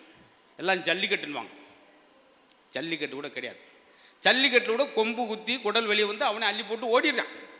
ஜல்லிக்கட்டில் ஒரு ஆம்பளை பொழைச்சிடுவான். பட்டு தாலிக்கட்டில் எந்த ஆம்பளையும் பொழைக்க முடியாதுன்னு நாங்களாம் சும்மா சொல்லுவோம். அதுக்கு ஆண்களோட பெண்களும் அதிகமாக கை தட்டுறாங்கன்னா பார்த்துக்குங்க. நிறைய இடத்துல நடக்கும் பார்த்தீங்களா. ஏன்னா டாக்டர் ஒருத்தன் போகிறான் சார், அப்படி போகும்போது ரேசா காலையில் திழுத்து போனார். டாக்டர் கேட்குறாரு, என்ன சார் காலையில் திழுத்து வரீங்க? ஒரு வாரமாக கால் வலி சார். இவ்வளோ தூரம் வந்திருக்கீங்க, 8 கிலோமீட்டரு தனியாக வரலாமா? சம்சாரத்துக்கு கூட கூப்பிட்டு வர வேண்டியான, எதுக்கு கால் வலி மட்டும் போதும், தலைவலி வேறு எதுக்கு? பார்த்தீங்களா, இது அதாவது இதை சொன்ன உடனே பெண்கள் கோபப்பட்டுறக்கூடாது. இதில் என்ன விசேஷம்னா, என்னதான் நீங்கள் மேடையில் பெண்களை அப்படி ஒரு நகைச்சுவைக்கு அப்படி கிண்டல் பண்ணி சொன்னால் கூட, வீட்டுக்கு போனோன்னா முதல்ல சாப்பிட்டீங்களான்னு கேட்குறது அந்த பெண் தெய்வங்கள் தான். பார்த்தீங்களா, அப்போ பேசலாம், நம்ம கைதட்டுக்காக பேசலாமே ஒழிய நடைமுறை உண்மை அதான். ஏன்னா ஒரு ஊரில் ஒரு கிணறு இருந்துச்சான். மனசில் ஒன்று நினச்சிக்கிட்டு ஒரு காயின் போட்டால் உடனே நடக்கும். கேள்விப்பட்டு கிணறு முனையும் போது உருன்னு முதல்ல வீட்டுக்காரர் அந்த மனசில் ஒன்று வேண்டிட்டு அந்த கிணத்துல ஒரு காயின் போட்டு வந்துட்டார். எதை நினச்சிட்டு இந்த அம்மா உடனே நடக்கணும், அப்படி எட்டி போகிறோன்னு தொப்புன்னு உள்ளே வந்துருச்சு. வீட்டுக்காரர் சொன்னார், நான் நினச்ச நடந்துருச்சு. இதை சொல்லி ஒன்று சிரிக்கிறீங்க பார்த்தீங்களா. ஆனால் அங்கே போனோன்னு யார் நம்மளை ஆதரிக்கணும், அதுக்காக சொல்கிறது. ஏன்னா ஒரு விஷயம் சொல்லுவாங்க பாரு, பெண்களுக்கு எந்த ஆணை ரொம்ப பிடிக்கும், அதாவது காமம் வரும்போது கட்டி அணைக்கும் ஆணை விட கண்ணீர் வரும்போது தொட்டு துடைக்கும் ஆணைத்தான் பெண்களுக்கு இருந்தது. விடுமா உனக்கு நான் இருக்கேம்மா, அமுதும் தேனும் எதற்கு நீ அருகில் இருக்கையில் எனக்கு அப்படின்றார். அப்படி சொல்லி சும்மா இருக்கோ இல்லையா சொல்லியாவது பாருங்கள். ஏன்னா அவங்க கேட்டுக்கிட்டே இருப்பாங்க. அது குடும்பத்துக்குள்ள விஷயம் நிறையா சொல்லுவாங்க. இருந்தாலும் நான் வந்தவருடைய நோக்கம், என்னை பற்றி தான் தலைப்பே சொல்கிறேன். சின்ன சின்ன சிரிப்புனா அது இன்றைக்கி அவசியமாக இருக்குது. எல்லா இடத்துலையும் சொல்கிறாங்க. மருத்துவரே சொல்கிறது, ஒரு 5 நிமிடம் சிரிச்சிங்கன்னா ஒரு சொல் ரத்த ஊறுன்றாங்க. அது அவ்வளவு. அதனால தான் ரொம்ப பிரயோசனமாக வெளியே இருந்து பார்க்குறவங்க எளிமையாக தெரியும். டாக்டரே பாருங்கள், சொந்தக்காரங்க ஏன் அலோவ் பண்ண மாட்டாங்க தெரியுமா ஐசி வார்டுக்குள்ளே. வள்ளுவர் குரல் எனக்கு ரொம்ப பிடிச்ச குரல், இனிய உளவாக இன்னாத குரல் கனி இருப்ப காய் கவர்ந்துட்டு. எவ்வளோ விஷயம் இருந்தாலும் கொஞ்சம் இனிமையாக பேசுங்க. நீங்கள் பொண்ணோ பொருள் சிபி சக்கரவர்த்தி மாதிரி தொட்டில் இருக்க சதையை எடுத்து கொடுக்க வேணாம். அவர் மயிலுக்கு தொகை கொடுத்தாரு, அதை கொடுத்தாருலாம் அந்த மாதிரி ரொம்ப டென்ஷனாக இருக்கும். ஆறுதலாக 2 வார்த்தை சொன்னாலே போதும் அப்படின்றாங்க இல்லையா. ஆனால் நம்மால் எங்கே எதை பேசக்கூட அங்கே தான் பேசுகிறேன். அவன் ஐஸ்வரில் படுத்திருப்பான், பக்கத்தில் உட்காந்துட்டு 50 ரூபாய்க்கு ஆப்பிள் வாங்கிட்டு போயிட்டு, நம்ம மாப்பிள்ளை எப்படி இருக்கு, இருக்கேன் மாமா இருக்கேன். நான் ஆஸ்பத்திரிக்குள்ளே வரும்போது ஒரு டெட் பாடி ஒன்று தூக்கிட்டு போய், நீ தான் நினச்ச மாப்பிள்ளை அப்படியா. அவன் பதறி போய் டியூப்பெல்லாம் கழட்டிட்டு, இல்லை மாமா என்னை டாக்டர் பொழைச்சிக்கிறேன்னு சொன்னான். அதெல்லாம் நம்பாத அப்படின்பா. மறுபடியும் இப்படியே நெகட்டிவாகவே பேசுகிறாள் பக்கத்தில் வச்சுட்டு, அது எப்படி ஆகும். அதுதான் இந்த இடமே ரொம்ப அழகாக நான் வேறு ரசித்ததில்லை. நாங்கள் பேசுகிற மேட்டில் கலகலகலன்னு ஒரு இடத்துல போகும்போது திடீர்னு ஓரமாக ஃபோன் எடுக்கும், என்னது அப்படின்ட்டு 85 பேர் எந்திரிச்சு ஓடிக்கிட்டு இருப்பாங்க. இங்கே அந்த குழப்பமேல் இப்படி இடத்துல தான் சார் பிரமாதமாக பேசுறதுக்கு ஆசை வரும்.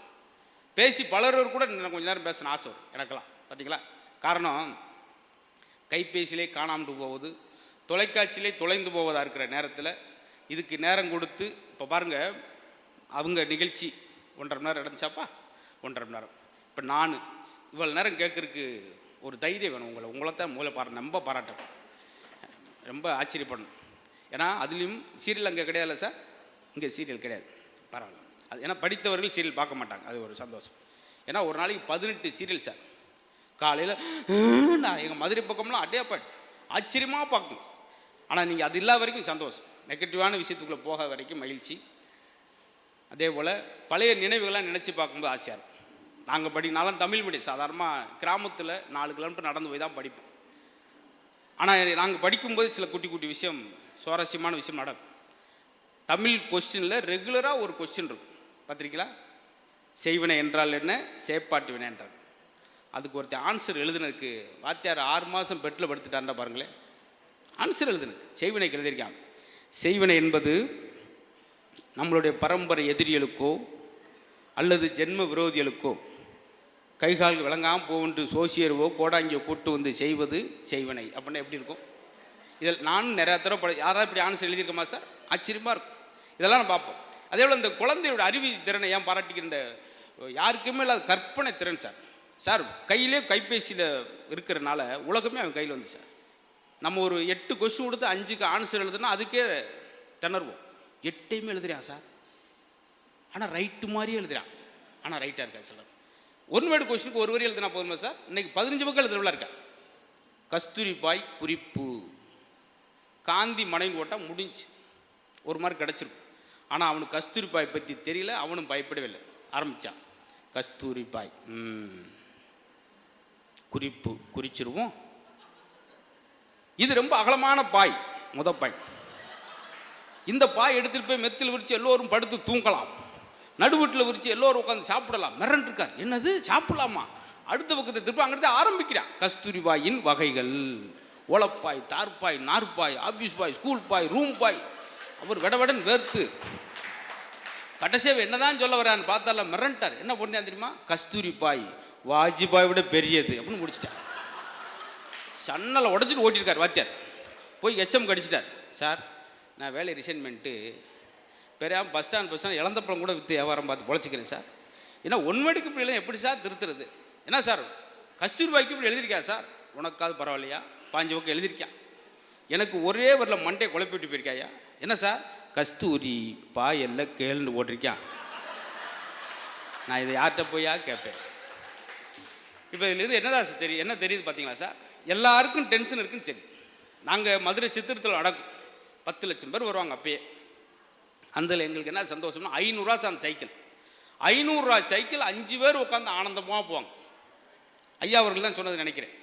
ஒரு விஷயம் சொல்லுவாங்க, அதாவது காலுக்கு செருப்புலேன்னு வேதனைப்படுற மனுஷன் கிடையாது இந்த நாட்டில். காலையில் நம்ம எத்தனை பேர் இருக்கான் அப்படின்னு நினச்சி பார்த்துருக்கீங்களா? அவனை பார்த்து ஆறுதல் அடைஞ்சிருக்கீங்களா? கடவுள்கிட்ட போனால் எக்குத்தப்பான வரத்தை கேட்குறது. 5 ரூபா உண்டியலில் போட்டிருப்பேன், போட்டுட்டு 9,80,000 வரம் கட்டுக்கிட்டுப்பேன். கார் வாங்கணும், ராயல் என்ஃபீல்டு வாங்கணும், கார் வாங்கணும். அவரே இறங்கி சப்புன்னு இருக்கார், எடுத்துகிட்டு ஓடுறாங்க 5 ரூபாயை. ஒரு லிமிட்டாக்கள் வர்ற முறை கட்டினா எனக்கு பட்ஜெட்டில் துண்டு விழுதுன்னு இருக்கார். பார்த்தீங்களா? என்ன ஒரு அதுக்கு ஒரு தரமாக கேட்கணும்ல சார்? எல்லாம் நீங்கள் தான் முழுமையாக வரீங்க. திரும்புறவுக்கெல்லாம் இசை ஜாம்பானுடைய அப்படியே புகைப்படம் உள்ளே வரும்போது எல்லாம் இந்த இடத்துக்குள்ளே வந்தோடனே உண்மையிலே எவ்வளோ ஒரு வன்முறையாளனை கூட மென்மையாக மாற்றக்கூடிய இடமா பார்த்தீங்களா? அதே போல் இன்றைக்கெல்லாம் நவநாகரிகம்ன்ற பேரில் போன இசையை அதிலே இருக்கக்கூடிய பழுத்த பண்பாளர்களை கூட்டு வந்து மேடையில் அவங்கள வாசிக்க விட்டு கேட்குறதான் இதுதான் முறையான விஷயம். அதுக்கே பாராட்டு சொல்லணும். இன்றைக்கி எல்லாமே மாற்றிடு. இறைவனை வழிபடுறது கூட பாருங்களேன், 50 ரூபா ஸ்பெஷல் அர்ச்சனை சீட்டு கொடுத்தா அவனுக்கு விபூதி குங்குமம் ஒரு பூ. 100 ரூபா கொடுத்தா முன்னுக்கு கூப்பிட்டார், கேட்டுக்கிட்டு இருந்து பாருங்கள். ஒருத்தர் 200 ரூபா கொடுத்தோன்னு கேட்டை திறந்து உள்ளே விட்டுருக்கார், உங்கள் பெருமாள் பக்கத்தில் ஒரு செல்ஃபி எடுத்துக்குங்க. ஒருத்தர் 300 ரூபா கொடுத்துட்டேன், பெருமாள்கிட்ட கொடுங்க, அவர் செல்ஃபி எடுத்து கொடுப்பார் அப்படின்னு. ஒருத்தர் 550 ரூபா கொடுத்தால கோவப்பட்டார், ஏன் இங்கேல வாரீங்க, சாயந்தரம் ஃபோன் பண்ணால் பெருமாள் திட்டு 5 மணிக்கு வீட்டுக்கு வந்திருப்பில்ல அப்படின்ட்டு சேராட்டில் தூக்கிட்டு கிளம்பியிருக்கேன் சார் ஒருத்தன். இப்படிலாம் மாறி போச்சு பார்த்தீங்களா? அதனால தான் சொல்கிறேன், தெளிவாக இருக்கும், உண்மையாக இருக்கும், அழகாக இருக்கும். இந்த சிரிக்கா, அதாவது ஒரு ஆள் சிரிக்காமல் இருக்காருன்னா அவருக்கு நோய் இருக்குன்னு அர்த்தமா சொல்கிறாங்க. சிரிக்கிறவர் முறைச்சி பார்க்குற நோய் முத்திருச்சு அர்த்தமா பெரியவங்க சொல்கிறாங்க பார்த்தீங்களா? ஆனால் இங்கே பார்த்தீங்கன்னா எங்கே சிரிக்கணுமோ அங்கே சிரிக்கணும், அதான் சரியான விஷயம். சிலர் யோசிக்கிறீங்க, சிரித்து நாளைக்கு எனக்கு மெயிலில் அனுப்புவார் அவர், உங்கள் ஜோக்கு முந்தின நாள் பார்த்தேன் அப்புறம் மாதிரி இருந்துச்சு அப்படின்ட்டு. இருந்தாலும் மன நிறைவாக இருந்தது. எனக்கு என்னென்னா உட்கார்ந்துருக்கவங்க கடைசி வரைக்கும் உட்கார்ந்துருந்து நிகழ்ச்சி நிறைவடை வரைக்கும் உட்காந்து கேட்குறா பார்த்தீங்களா? அதுதான் நிகழ்ச்சியோட வெற்றி. அப்படி தான் இதுக்கு முன்னாடி உள்ள இசை நிகழ்ச்சிக்கும் அந்த பெரிய ஒரு ஆதரவு கொடுத்தீங்க. நல்ல மென்மையான நிகழ்ச்சியாக போகிறதுல எங்களுக்கு ஒரு சந்தோஷம், ஆனந்தமும் கூட. அதே போல் நிறைய மேடையில் சொல்லும்போது சிரிப்பு என்ன செய்யும், இதுக்காக எதுக்கு இவ்வளோ நேரம், நான் ஏதாவது கருத்துக்கள்லாம் சொல்கிறதுக்கான வயசு எனக்கு கிடையாது. அப்படி சொன்னாலும் கேட்க போகிறதும் கிடையாது. ஏன்னா இங்கே இருக்கலாம் பெரியவர்கள், நிரம்ப கல்வியாளர்கள். அதனால் எனக்கு என்ன வருமோ அதை நான் சொல்லிடுறேன். அதுக்கான காலகட்டம் வரும்போது ஒரு காலத்தில் சொல்லிக்கிறேன். ஐயா அப்படி தான் சொன்னாங்க, சும்மா சின்ன சின்ன விஷயங்களாக சொல்லுங்கள். ஆனால் இன்றைக்கு காலகட்டத்தில் சொல்லுவாங்க, நான் எனக்கு பிடிச்ச ஒரு நகைச்சுவை, ஒரு ஊரில் தாசில்தார் விட்டு நாய் இறந்து போச்சான் சார். 2000 பேர் விசாரிக்கிறாங்க. அவ்வொன்று குலைக்குமேன்றேன் ஒருத்தன். பார்த்தீங்களா? என்ன தாசில் விட்டு நாய் இல்லை, தாசிலா விட்டு நாய் இருந்து 2000 அடுத்த வாரம் தாசிலாரே இறந்து போயிட்டார், ஒரு நாய் அந்த பக்கம் வரல சார். பார்த்தீங்களா சார், பார்த்தீங்களா அப்படின்றது. ஏன் சொல்கிறேன்னா, எல்லாமே நம்ம போகிறார், நடந்து போகிறார் சார், கால் செருப்பு அறுந்து போகுது, அந்த அந்து ஒன்று செருப்பை காலில் தூக்கிட்டு போவோம், கையில் எடுத்துகிட்டு போக முடியாதுன்றக்காக பக்கத்து நண்பர், மாப்பிள்ள அந்த செருப்பை வாசலில் போட்டிருக்கேன், நாளைக்கு வந்து வெளியே வைக்காம மாப்பிள்ள ஏதாவது நாய்க்கு தூக்கிட்டு போயிடும், அந்து ஒன்று செருப்பு வாங்கி வீட்டுக்குள்ளே வச்சான் சார். அடுத்த வாரம் அவங்க தகப்பனார் இறந்து போய் அப்படி போகும்போது நல்ல மழை, போக முடியல, மயானத்துக்கு போக முடியல. அதே நண்பர் வீடு, மாப்பிள்ள அப்பா அங்கே வச்சுட்டு நாளைக்கு வந்து சிச்சி போனோம் வாடகை அடிச்சிருமுடா, தூக்கிட்டு போ, கொண்டு போய் என்கிட்ட கொண்டு.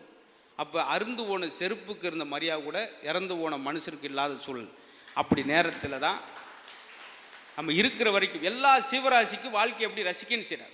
எந்த யானைக்குட்டி பசியோடு இருந்தாலும் இன்னொரு ஆணை போய் பால் தருதான். ஒரே ஒரு தடவை ஒரு நாய்க்குட்டிக்கு சாப்பாடு போட்டிங்கன்னா, ஒரு பிஸ்கட் வாங்கி கொடுத்தீங்கன்னா 3 வருஷம் கழிச்சு நீங்கள் அந்த பக்கம் போனாலும் உங்களை பார்த்து வாழாட்டும், டேய் நம்மளை பிஸ்கட் ஆள் போகிறான்டா.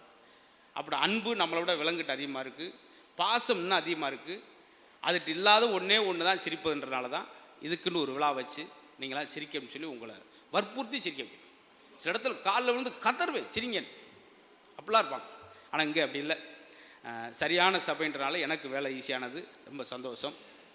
நிறையா சொல்லிக்கிட்டே இருப்போம். இந்த அதாவது நகைச்சுவையினுடைய முடிவு தெரியாதப்போ தான் சுவையாக இருக்கும் அப்படின்வாங்க. சுவாரஸ்யமே எப்படின்னா, இந்த ஜோக்கு எப்படி முடியும்னு தெரியாமல் இருக்கும். ஒரு சாப்பிட போனார் ஒரு ஆள், ரெகுலராக சாப்பிட்ற மாதிரி இல்லாமல் வித்தியாசமாக சாப்பிடணும்னு சொல்லி மட்டன் சிக்கன்லாம் எல்லாம் முயல் கறி கொடுங்க வித்தியாசம். சாப்பிடும்போது அவருக்கு ஒரு சின்ன நெருடல். சர்வர் கூப்பிட்டு, இதில் நீங்கள் பீப்பு தானே கலந்துருக்கீங்க. அவன் பதட்டான், ஆமாம் சார். எவ்வளோக்குள்ள கலந்துருக்கீங்க? பாதிக்கு பாதி சார். பாதினா ஒரு முயலுக்கு ஒரு மாடு சார். அவன் மயக்கப்பட்டு விழுந்து மதியம் தான் சார் எந்திரிச்சிருக்கான். பார்த்தீங்களா எவ்வளோ. இது மாதிரி தான். அது மாதிரி ஒரு எப்போவுமே ஒரு சுவாரஸ்யம் எதில் அதிகமாக இருக்குன்னா, அது என்னுடைய முடிவு தெரியாமல் இருக்கிறப்ப தான். எனக்கெல்லாம் பார்த்திங்கன்னா டிவியில் நாங்கள் ரொம்ப வேலை ஈஸி. நாங்களாக சிரிக்கிறதுக்கு ரெடி பண்ணி கூட்டு போய் வச்சுருப்போம். இந்த இடத்துல கை தட்டணும் அப்படின்னு சொல்லி நாங்கள் வச்சுருப்போம். அது வேலை ஈஸி. ஆனால் அங்கே உண்மையிலேயே சிரிக்க வைக்கணும். அதான் எங்களுக்கு இப்போ பெரிய கஷ்டமான வேலையாக தான். அதுலேயும் பார்த்திங்கன்னா அப்டேட்டில் நிறையா விஷயம் சொல்லணும். இங்கே அப்படி கிடையாது. எல்லாம் பெரியவங்கள், உங்களுடைய அனுபவங்கள் தான் என்னுடைய வயசே கூட இருக்கும் சில நேரத்தில். அதுக்காகத்தான் சொல்லுவேன். ஏன்னா நிறையா படங்கள்லேயே பாருங்களேன், அந்த காலத்து நகைச்சுவையெல்லாம் எம்ஆர் ராதா பழைய பாண்டியான்னு ஒரு படத்தில் ஒரு 4 பேர் சேர்ந்து ஒருத்தனை அடிச்சுக்கிட்டு இருப்பாங்க. அந்த பக்கம் வருவார், ஏன்டா அவனை அடிக்கிறீங்க? ஐயா கொடுத்த கடனை கேட்டால் தரமாட்டேங்கிறாங்கய்யா. ஏன் கொடுத்தீங்க? ஐயா இல்லைன்னு கேட்டான், கொடுத்தோம்யா. இல்லை அவன்கிட்ட கொடுத்தா எப்பரா திருப்பி தெரிவான், பேசிக்கலே ப்ராப்ளம். பார்த்தீங்களா? இதை தான் சார் இன்ன வரைக்கும் நம்ம தப்பு செஞ்சுக்கிட்டு இருக்கோம். இல்லாவன்ட்ட கொடுத்தா எப்படி திருப்பி தருவான்? இது மாதிரிலாம் இன்றைக்கி பண்ணவே முடியாது. பார்த்தீங்களா? அதே போல் அந்த நெகட்டிவான விஷயத்துக்கு சொல்லுவாங்க.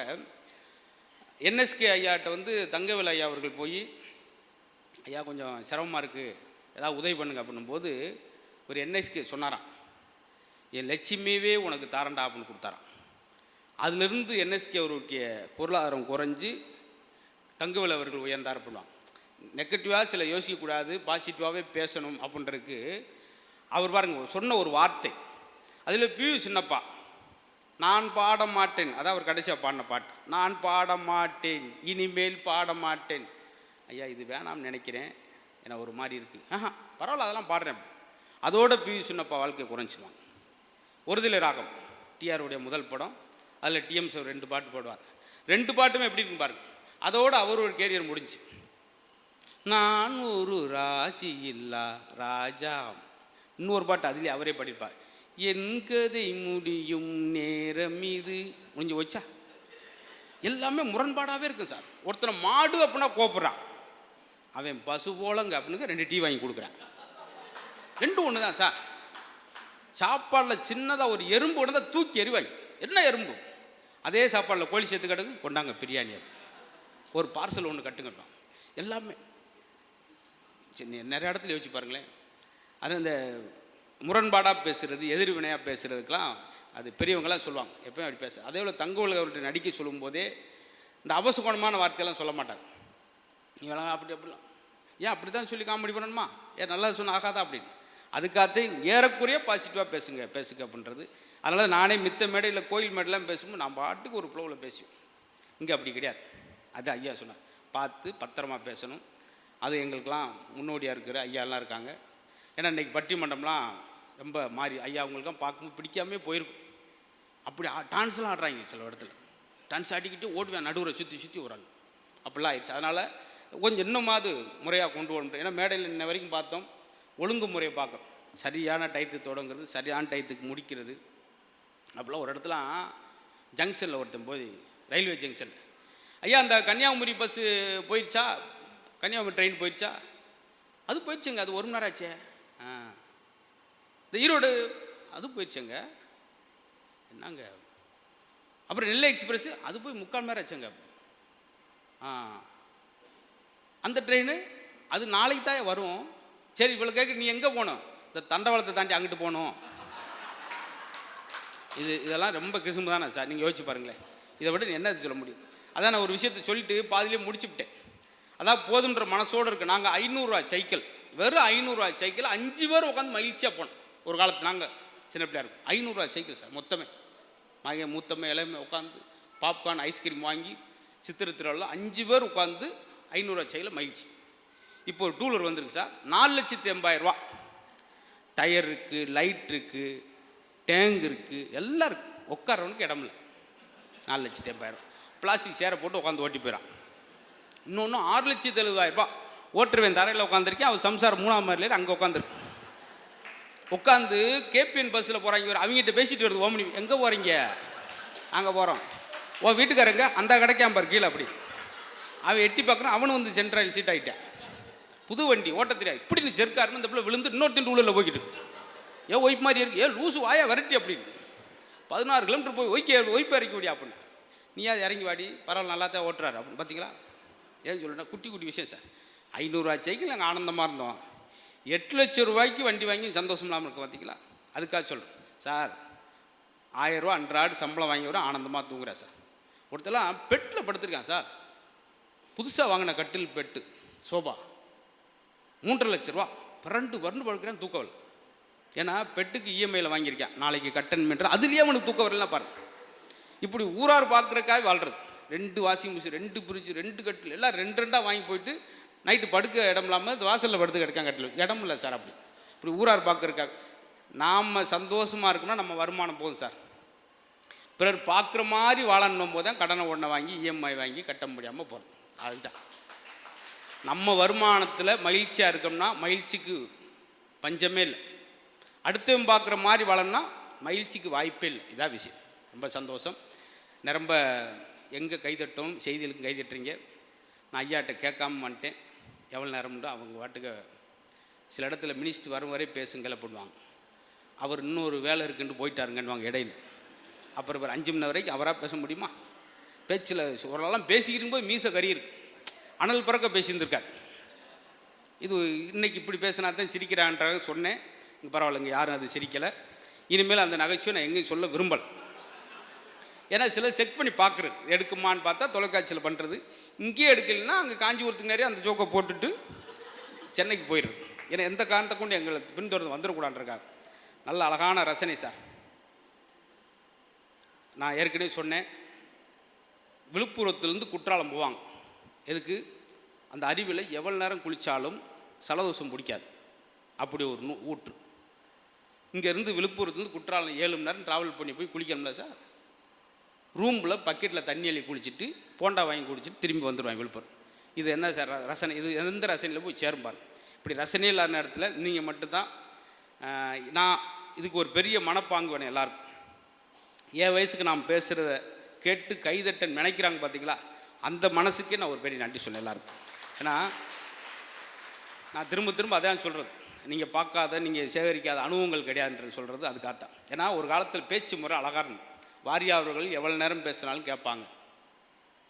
பேரறிஞர் அண்ணா அவர்கள் காஞ்சிபுரம் இந்த ஊரில் அவரை பற்றி சொல்லாட்டி எப்படி இருக்கும்? 4 மணி நேரம் 5 மணி நேரம் லேட்டாக வந்தாலும் அப்படியே கூட்டம் உட்காந்துருப்பாங்க.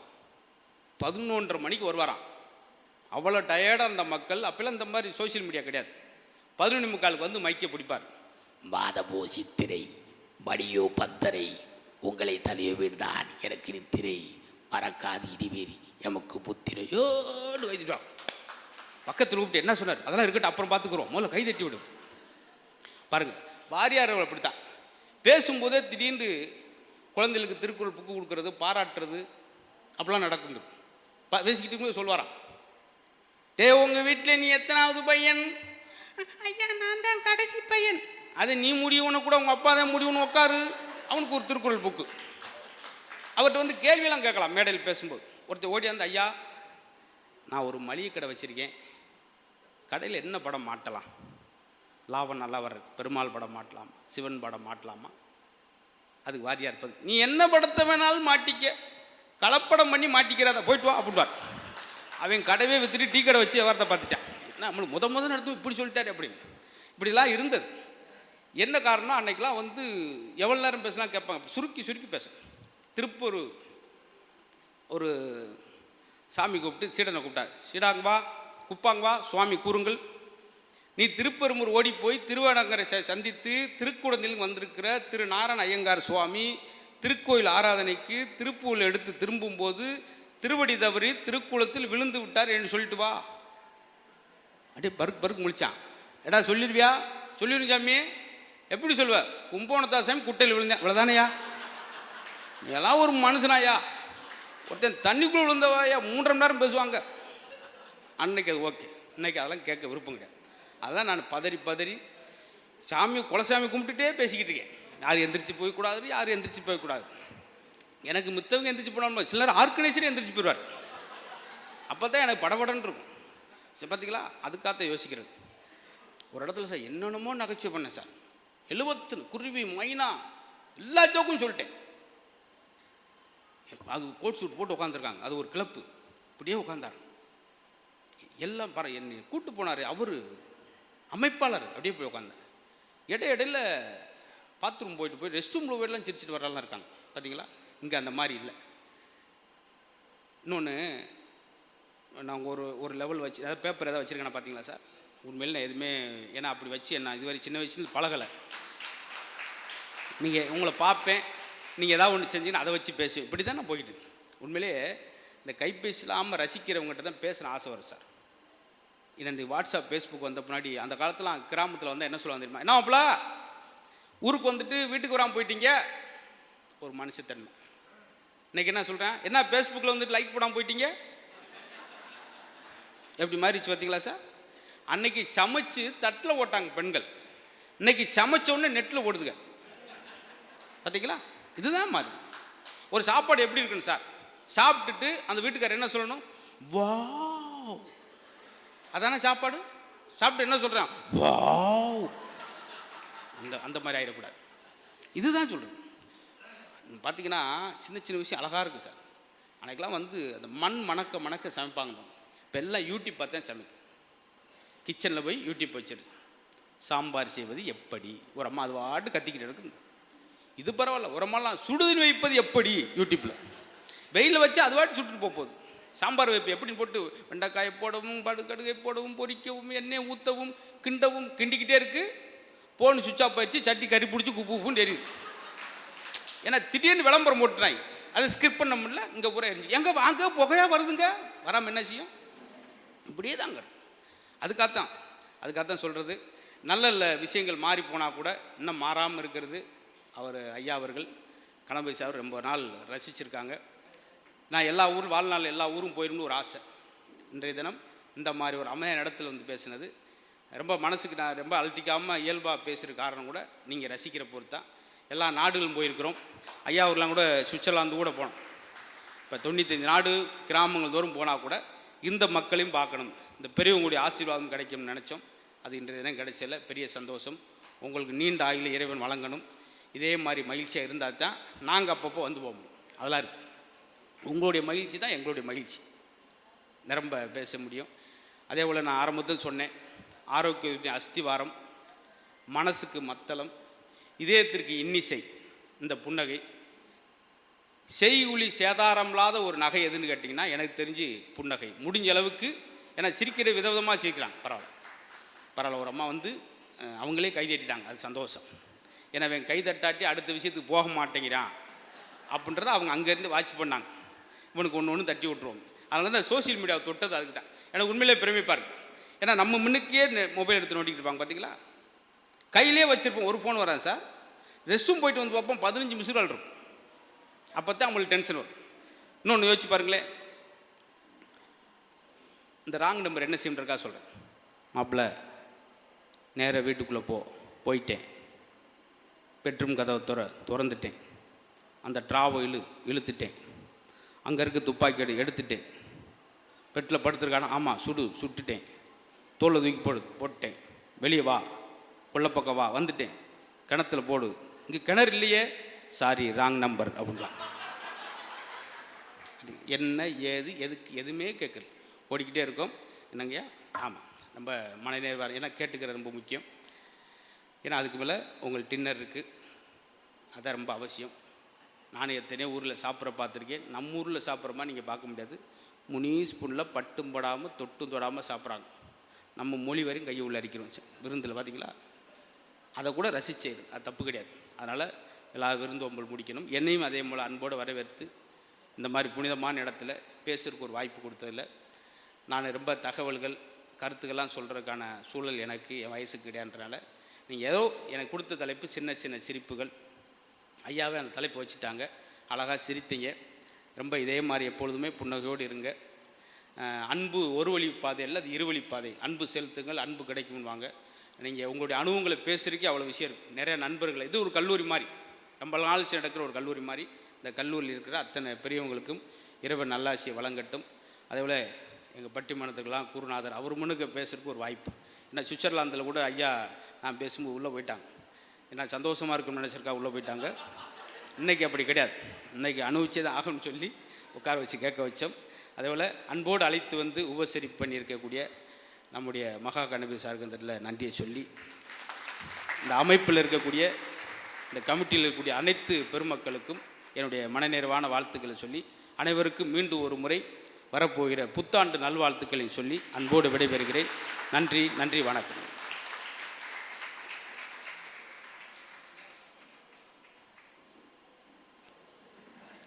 திரு மதுரை முத்து அவர்களை கௌரவித்து வாழ்த்துரை வழங்க பேராசிரியர் திரு ராமச்சந்திரன் அவர்களை அழைக்கிறோம்.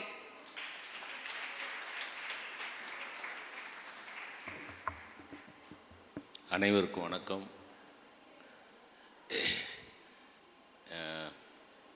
நீ உட்காருங்க. 78 வயசில் ஒரு கிழவனை 1.5 மணி நேரம் ஒருத்தர் சிரிக்க வைக்கிறாருன்னா, சிரிக்க வச்சவர் அவர், சிரிச்சவனா?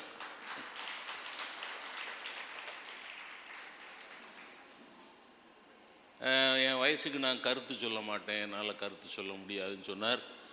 ஆனால் ஒரு 1.5 மணி நேரமும் கருத்து தான் சொன்னார். நீங்கள் உண்மையாக கவனிச்சிங்கன்னா, செல்ஃபோனை பற்றி சொன்னது கருத்து தானே, சமையலை பற்றி சொன்னது கருத்து தானே. அதோட ஒரு வாக்கியம் சொன்னார் பாருங்க, மகா வாக்கியம். ஒரு வாக்கியம் சொன்னார் பார்த்தளா, காம நேரத்தில் கட்டி அணைப்பவன் கணவன் அல்ல, மனைவி கண்ணீர் விடுகையில் தொட்டு துடைப்பவன் தான் கணவன் அப்படின்னு சொன்னார். நீங்கள் அந்த ஒரு வாக்கியத்தோடு உட்கார்ந்துருக்கலாம். என்ன அற்புதமான வாக்கியம்! அது மெசேஜ் இல்லையா? இவ்வளோ பெரிய மெசேஜ். வகுப்பறையில் நடக்கிறது சொன்னார், அது மெசேஜ். டாக்டரை பற்றி சொன்னார், அது மெசேஜ் இல்லையா? அதில் ஃபுல்லாகவே மெசேஜ் தான். ஆனால் ஒரு தன்னடக்கத்தின் காரணமாக என் வயசுக்கு கருத்து சொல்ல எனக்கு தகுதி இல்லைன்னு சொல்லிக்கிட்டார். அடுத்தவன் சிரிக்கிறத தடுக்கிறவன் உருப்பிட மாட்டான், அவனும் சிரிக்க மாட்டான், அடுத்தவனையும். திருக்குறளில் கொடுப்பது அழுக்கறுப்பான் சுற்றம், உடுப்பதுவும் உண்பதுவும் இன்றி கெடும் அப்படின்னு ஒரு திருக்குறள் இருக்கு. ஒரு ஏழைக்கு ஏதாவது கொடுக்கணும்னு ஒருத்தன் நினைக்கிற போது, கொடுக்காதன்னு சொல்கிறவன் தானே நாசமாக போகணும். ஆனால் திருவள்ளுவர் கொடுக்காதன்னு சொல்கிறவன் நாசமாக போகணுன்னு சொல்லலை. சொல்கிறவனுடைய குடும்பத்தார், சொல்கிறவனுடைய உறவுக்காரர்கள், சொல்கிறவனுடைய சுற்றத்தார்கள் எல்லாரும் நாசமாக போயிடுவாங்க. கொடுப்பது அழுக்கறுப்பான்னா தடுத்து நிறுத்துறவன். கொடுப்பது அழுக்கறுப்பான் சுற்றம், உடுப்பதுவும் ட்ரெஸ் கிடைக்காது, உண்பதுவும் சாப்பாடு கிடைக்காது, சுற்றம் கெட்டு போகும்னு ஏன் சொன்னார்னா, இந்த ஒரு பய நாசமாயிட்டானா ஃபாலோ பண்ணுறதுக்கு அவன் சுற்றத்தார் இருப்பான். மொத்தமாக செத்துட்டாங்கன்னு வைங்க. அதே மாதிரி அந்த திருக்குறள் அப்படியே சிரிப்பது தடுத்தறுப்பான் சுற்றம், உடுப்பதும் உண்பதும் இன்றி கெடும். நல்லா சிரிக்க வச்சாருங்க. NSK தான் சொல்லுவார், சிந்திக்க தெரிந்த மனித இனத்துக்கே சொந்தமான கையிருப்பு. அதான் சிரிப்புக்கு டெஃபினிஷன். சிந்திக்க தெரிந்தவனுக்கு தான் சிரிப்பு வரும். ஆங்கிலத்தில் ஜோக்குன்னு ஒரு வார்த்தை இருக்கு. Friends, joke is not humour. ஃபன்னுன்னு ஒரு வார்த்தை இருக்கு. Fun is not humour. அது வேற இது வேற. He has a funny nose அப்படிங்கிறான். ஏன் மூக்க பத்தியா வேடிக்கையா இல்லை? வேடிக்கை என்பதும் கேளிக்கை என்பதும் நகைச்சுவை கிடையாது. அப்ப எது ஹியூமர், எது நகைச்சுவை? தமிழன் அதை நகைச்சுவை நாம் பாருங்க. எதில் சுவை இருக்கிறதோ, எந்த நகையில் சுவை இருக்கிறதோ அது நகைச்சுவை. எந்த நகைச்சுவை சிந்திக்க தூண்டுகிறதோ அது நகைச்சுவை. அது இன்னைக்கு 1 மணி நேரம் 1.25 மணி நேரம் மதுரை முத்து அவர்கள் மிக பிரமாதமாக செய்து காண்பித்திருக்கிறார்கள். வழக்கமாக ஸ்டாண்டப் காமெடியும் வாங்க. ஸ்டாண்டப் காமெடி இப்போ நான் இங்கே இருக்கக்கூடியவங்கள்ட்ட ரொம்ப பணிவாக சொல்கிறேன், அவர் சொன்ன ஸ்டாண்டப் காமெடிக்காக we can stand up for his comedy. முடிஞ்சவங்க எந்திரிச்சா போகிறோம். This is what is called standing ovation. ஏன்னா இது வெறும் ஸ்டாண்டப் காமெடி இல்லை sir. A comedy, the comedy which makes humanity stand up. The comedy which makes humanity to stand up. மனித இனத்தை தூக்கி நிறுத்துகிற சிரிப்பு, மனித இனத்தின் துயரத்தை போக்குகிற சிரிப்பு, மனித இனத்தின் சோகத்தை துடைக்கிற சிரிப்பு, அவ்வளவையும் 1 மணி நேரம் மிக பிரமாதமாக செய்திருக்கிறார் மதுரை முத்து அவர்கள். உடல் நலம், நீள் ஆயுள், நிறை செல்வம், உயர் புகழ், மெய்ஞானம் ஓங்கி பல்லாண்டு இன்பமாக வாழ வேண்டும், எல்லாரையும் இன்பமாக்கி வாழ வேண்டும் என்று நான் வாழ்த்துகிறேன். நன்றி, வணக்கம்.